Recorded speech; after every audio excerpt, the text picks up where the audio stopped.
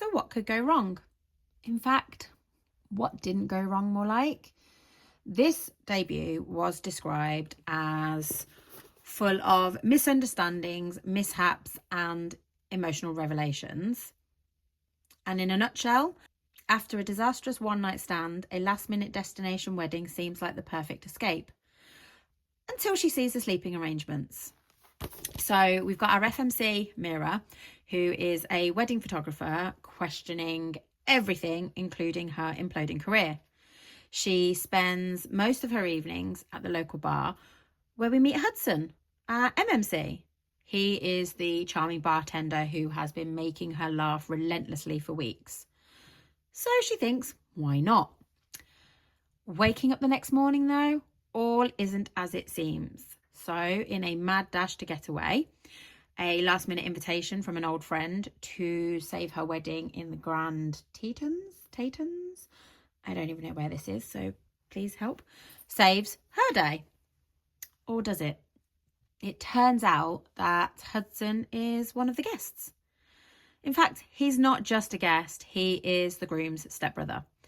And of course, as with any typical rom-com, nothing is straightforward, and somehow they end up sharing a room together alongside his girlfriend, so she believes. In fact, that's Hudson's very clingy ex-girlfriend.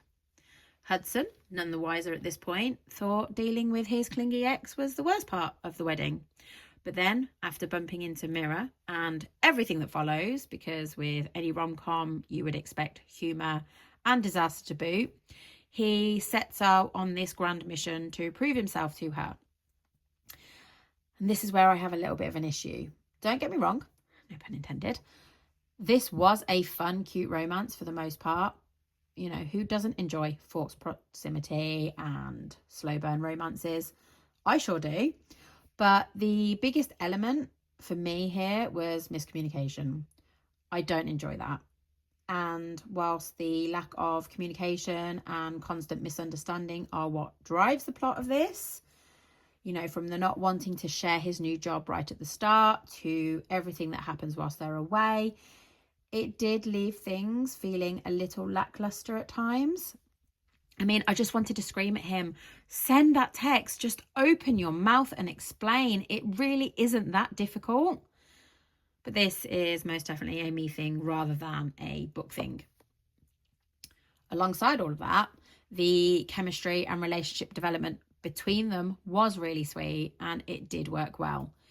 You know, watching their journey unfold across the pages was refreshing, and it does show that there's this hope and growth that happens no matter what gets in your way.